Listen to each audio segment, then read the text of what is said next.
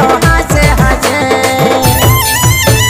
বয়স আমার বেশি নাই শুন গো গোলাপির মাই চুল কটা পাইকে গেছে বাতাসে